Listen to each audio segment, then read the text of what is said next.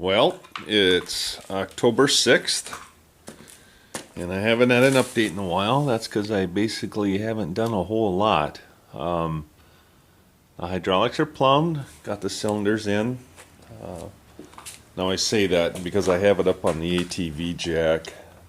I can't put the rear cylinder because I can't hook up the hydraulics on it yet until I get it off that. But other than that, everything's starting to take shape. Here's the brake mechanism, linkage, I should say. Got a new vinyl sticker on there. Now I did misplace the cotter pin to the steering wheel. Not the cotter pin, the keyway pin.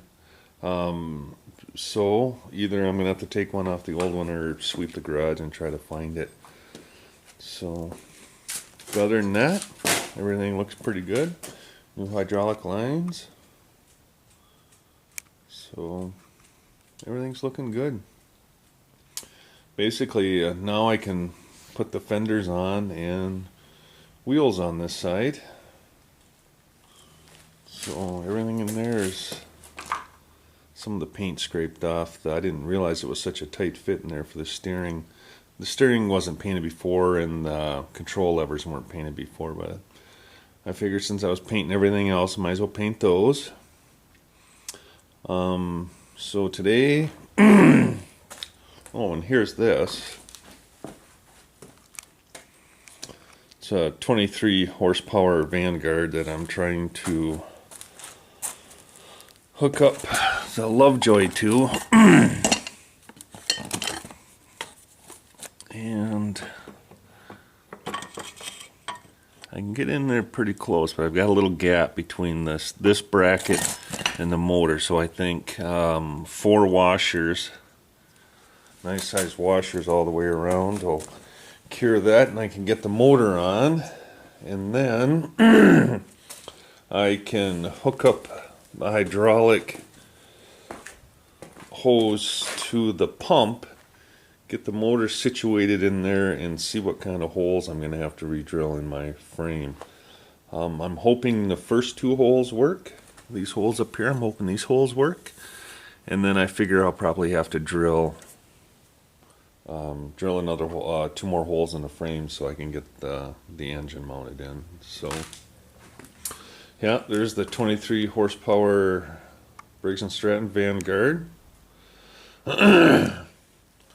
New shaft on the front. Well, I shouldn't say new, but shaft on the front. Here is the electric PTO. That's going to be nice. So that's pretty much most of the remaining parts right here. Fenders over there and hood's over there. I have not painted the front of the hood black yet because I almost kind of like it orange. And a couple of the guys and I were debating it. You know, it really doesn't look too bad orange. So, but just for the sake of kind of making it look somewhat original, maybe I will scuff that up today. It's a really nice day out today. It's going to be one of the last of the year. Maybe I'll scuff that up and paint her black. So, well, I'm out to the hardware store to buy some washers for that so I can get that mounted in today. Well, this isn't going to be as easy as I thought it was. I read about other people doing this. Lovejoy and everything connected up, but the motors are definitely quite a bit different in size. So what I'm going to have to do is take my engine off, put it on a large piece of paper, make an outline of it, and then mark off where the mounting bolts, the motor mount bolts, are going to go. So, and I've got it on a piece of paper right now just so it doesn't scratch anything. But mount off where the motor mount bolts are going to go, and then line up in the front. Oh shit, my old knees.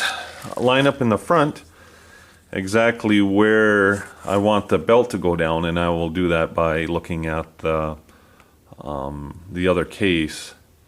Mark off exactly so I can line up the electric PTO in the same position as the old manual clutch, and then mark it off there, drill my holes, and then mount everything up. Now if you see this Vanguard, it's a newer model Vanguard, it's got the electric